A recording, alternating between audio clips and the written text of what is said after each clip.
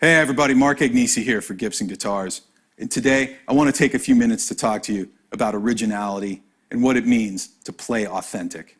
You know, for 125 years now, Gibson's been shaping sound across generations, genres of music, and genders, all the way back to the turn of the century with Orville Gibson's innovations in mandolin building, through the 1920s with Lloyd Loar's perfection of arch-topped instruments, to our fabulous flat tops of the 30s, 40s, 50s, and 60s, which helped shape sound across all genres, to our semi-hollow body and solid body instruments of the late 1950s and early 1960s, which helped define the sound of rock and roll.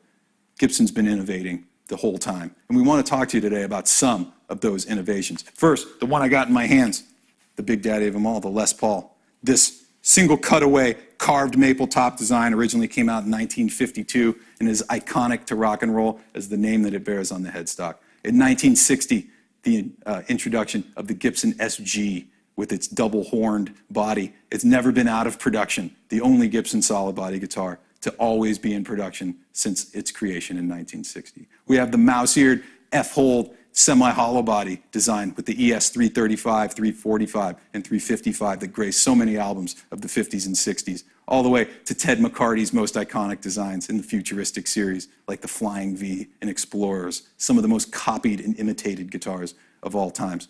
And not just our body shapes, but things like the shape of the headstock, that open book design or mustache kind of design, the split diamond inlay that you'd find on the Les Paul Customer, the ES 355, or that crown, or some people call it pineapple inlay, that you'd find on the 335 of the Gibson SG. All of those innovations and design elements are trademarks of Gibson.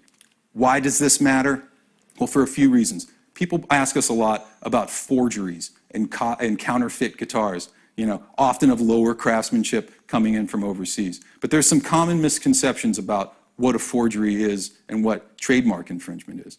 Any copy of any one of those designs that we've named is, in fact, by definition, a counterfeit Gibson guitar. What that means for a couple different people. To the manufacturers out there, we want you to know that you've been warned. We're looking out, and we're here to protect our iconic legacy and the designs that we've created over generations. To all the people in the film and television and commercial industry, reach out to us. We want to work with you. Stop taping over the logos on the headstocks. By the way, that's not enough to get out of a trademark infringement anyway. Contact us. We want to work with you. We want to be partners with you. We want to help bring authenticity to your projects. And this isn't about us trying to be bullies or trying to stifle the boutique marketplace. This is about protecting our legacy. 125 years of innovation and relevance in music. It's worth protecting, and it's our job, and we will continue to fight to protect our intellectual property. And to all the players out there, what does this mean? Well, it goes back to what we started talking about, being original and playing authentic. Gibson's been investing money in our factories, in our team of people working, in the content that we're creating to make the Gibson experience the best and make the best guitars we've made in 125 years. And it's our goal that for the next 125 years coming, that will be the most relevant, the most loved, and most played guitar brand in the world. Be original, play authentic, and remember, only a Gibson is good enough.